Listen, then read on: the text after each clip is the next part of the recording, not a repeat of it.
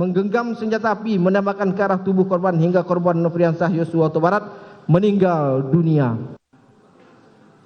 Saat membacakan tuntutan untuk terdakwa Ferdi Sambo, jaksa menyebut Sambo memakai sarung tangan dan menembak tubuh Yosua Huta Barat di tempat kejadian perkara Duren 3, Jakarta Selatan. Hari ini berdasarkan keterangan saksi Richard Eliezer Pudiang Lumiu, terdakwa Ferdi Sambo seketika itu juga menghampiri tubuh korban Nofriansah Yosua Huta Barat yang sudah tertelungkup dengan menggunakan sarung tangan hitam, menggenggam senjata api menembakkan ke arah tubuh korban hingga korban Nofriansah Yosua Huta Barat meninggal dunia. Keterangan jaksa ini menguatkan apa yang disampaikan oleh terdakwa Eliezer dalam persidangan yang sebut Sambo juga ikut menembak Yosua.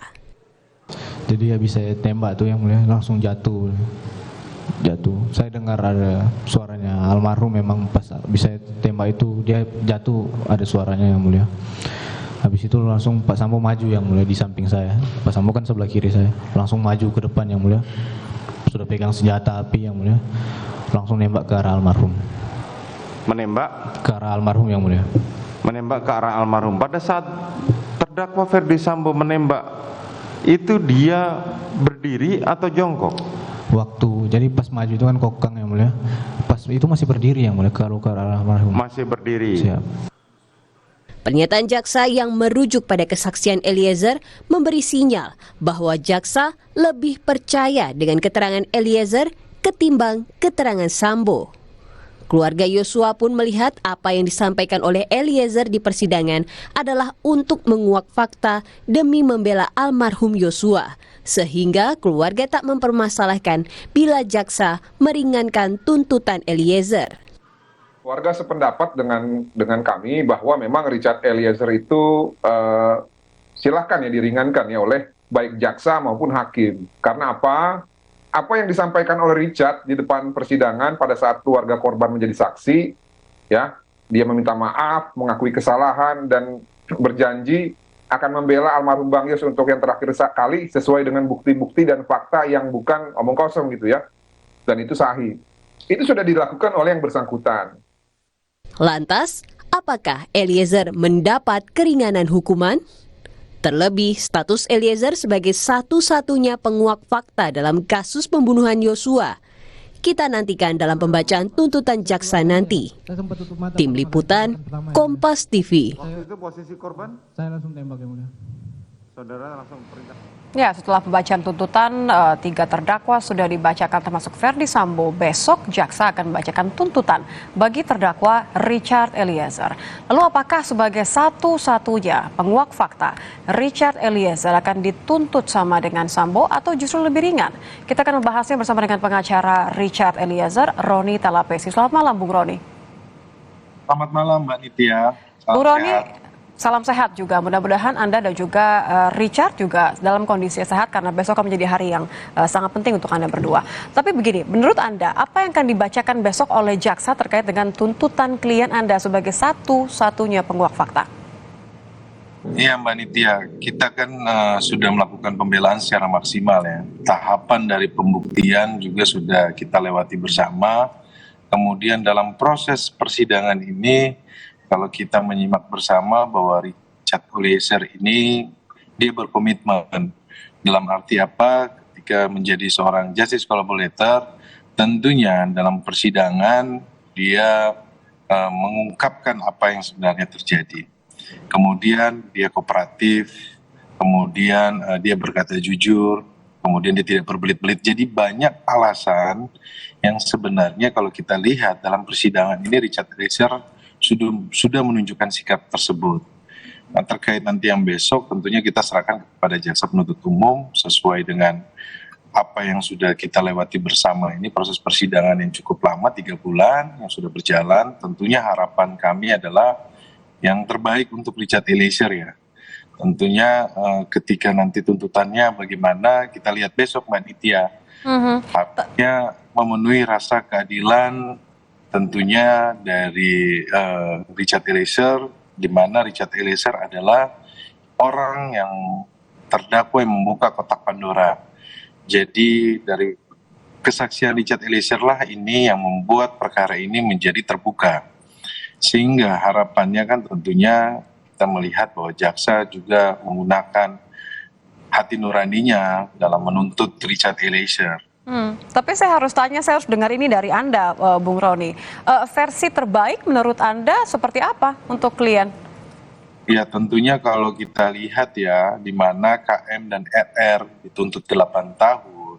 Kalau di persidangan kan kita sudah tahu bagaimana terdakwa RR dan KM ya. Menurut kami adalah kalau seandainya Richard Eliezer dituntut di atas RR atau KM, nah itu tentunya kami punya pendapat yang berbeda, pandangan. Tidak setuju ya artinya ya, Anda akan keberatan begitu?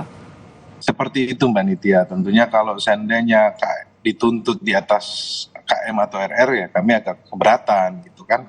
Kenapa? Karena terlihat sekali bahwa di persidangan ini kan siapa yang konsisten, siapa yang jujur, kemudian siapa yang keterangannya ini kemudian digunakan juga oleh jaksa penuntut umum.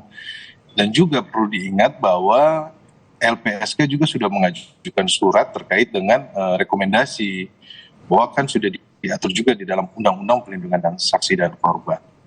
Jadi harapannya Mbak Nitya bahwa tentunya tuntutan ini tidak terlalu berat. Oke. Berapa prediksi Anda yang menurut Anda ini akan adil dan sesuai dengan kontribusi Eliezer? Kalau lebih Anda keberatan, tapi kalau sama, saya minta angka boleh? 5, 6, 7, 8 tahun?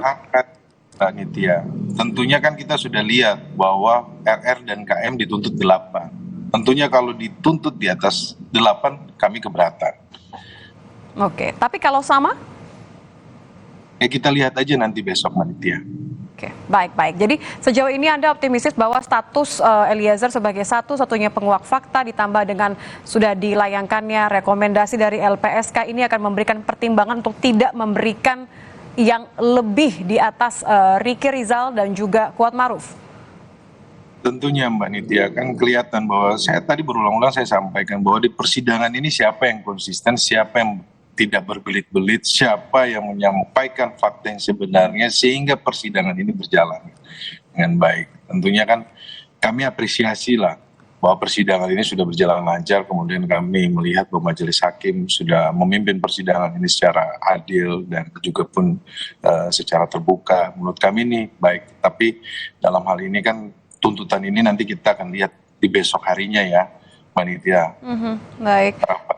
Jika seorang anak muda yang berani berkata jujur, kemudian dia konsisten dan dia sampai saat ini masih didampingi oleh LPSK, kemudian LPSK sudah mengajukan surat rekomendasi sesuai dengan Undang-Undang Perlindungan Saksi dan Korban, harapannya adalah ini untuk memenuhi rasa keadilan, tentunya juga rasa keadilan untuk Richard Eliezer dan juga masyarakat luas. Kalau kita lihat bagaimana dukungan luas dari masyarakat terkait dengan kejujuran Richard Eliezer. Sehingga kedepannya ketika ada kasus seperti ini ada pihak yang berani untuk berkata jujur. Kalau seandainya kejujuran ini tidak juga pun dihargai, nah ini menurut kami akan menjadi hal yang tidak baik ke depannya dalam penegakan hukum. Baik. Tetapi lagi tanpa mendahului dari jaksa penuntut umum, kita serahkan dan kita percaya bahwa keadilan itu masih ada untuk Richard Eliezer dan masyarakat luas. Jadi tetap bahwa fakta Eliezer yang menarik pelatuk ini, kemudian Anda tidak khawatir dengan adanya fakta ini karena akan lebih kuat, akan lebih meringankan status Eliezer sebagai penguak fakta yang membuka kotak Pandora. Saya pikir perbuatan dia ini tidak berdiri sendiri, Mbak Nitya. Sudah fakta persidangan kan sudah disampaikan bahwa dia berdasarkan perintah, kemudian aspek dari psikologinya sudah kita sampaikan juga menghadirkan ahli. Ahli pun dari jaksa penuntut umum sudah sampaikan terkait dengan keadaan terpaksa, overma, kemudian juga terkait dengan Richard Eliezer ini sebagai alat atau tools, di mana alat tersebut tidak bisa diminta pertanggungjawaban. Nah ini kan nanti juga kami harapkan nanti lihat ke depannya, tetapi fakta-fakta persidangan ini seharusnya menjadi dilihat oleh jaksa penuntut umum ya dalam menyusun tuntutan. Tentunya kan kalau kita lihat bahwa dalam hal ini keterangan Richard Eliezer, kalau saya lihat bahwa tuntutan hari ini kemudian itu banyak dipakai dari keterangan Richard Eliezer, bahwa perkara ini kalau kita perlu ingat lagi bahwa yang membuka kotak Pandora ini adalah Richard Eliezer. Terakhir kali Anda bicara dengan Richard kapan, Bang Roni? Saya 1 minggu ini fokus untuk menyusun pledoi, Mbak Nitya. Jadi saya belum bertemu, besok kita akan bertemu secara langsung, nanti kita lihat. Tetapi memang saya 1 minggu ini tidak muncul di media karena saya sedang fokus untuk menyusun pledoi. Kita harus memberikan pembelaan yang terbaik, Mbak Nitya. Jadi padahal tuntutannya masih baru besok, Bang Roni, tapi Anda sudah menyusun pledoi? Kan fakta-fakta persidangan kan itu sudah terungkap ya, ada saksi, kemudian ada ahli. Dalam penyusunan pledoi tersebut kan ada poin-poin yang perlu kita sampaikan. Jadi karena kita melihat bahwa waktunya ini pendek, kita sudah mulai cicil dari sekarang, Mbak Nitya. Dan besok nanti kita lihat tuntutan dari jaksa penuntut umum seperti apa, nanti kita akan lengkapi di pledoi kita. Oke. Kalau kemudian belum sempat bertemu dengan Richard Eliezer, tapi apakah kemudian Anda bisa mengira-ngira bagaimana kesiapan Richard sendiri untuk esok hari ini? Pasti hal yang kemudian sudah menjadi perhatian bagi Anda berdua. Bagaimana kesiapan dari Richard untuk menghadapi esok hari? Iya, Mbak Nitya, bahwa segala kemungkinan kan kita harus siap ya. Kita dari tim penasihat hukum sudah memberikan pembelaan yang terbaik dalam proses pembuktian, kemudian kita sampaikan juga kepada Richard Eliezer maupun keluarga, kita lihat nanti tuntutan dari jaksa penuntut umum seperti apa. Tapi dalam hal ini keluarga menyampaikan bahwa anak ini masih punya masa depan.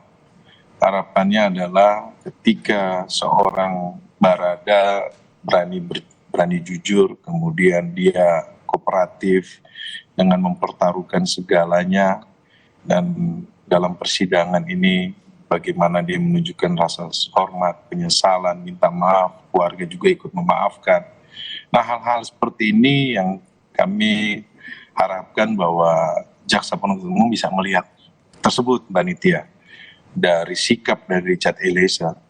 Dan nanti kalau besok seperti apa, ya sekali lagi tanpa mendahului ya, bahwa semoga ini dengan hati nurani tuntutan ini. Baik, tanpa mendahului tapi tentu ada harapan dari Anda sebagai pengacara untuk yang terbaik, versi Anda tadi yang terbaik, paling tidak lebih berat daripada yang dibacakan tuntutannya kepada Ricky Rizal dan juga Kuat Ma'ruf. Begitu ya, Pak Roni? Baik. Iya, panitia. Baik, terima kasih pengacara Richard Eliezer. Roni Talapesi sudah bergabung bersama kami di Kompas Malam. Selamat malam, sehat-sehat Bung Roni. Malam.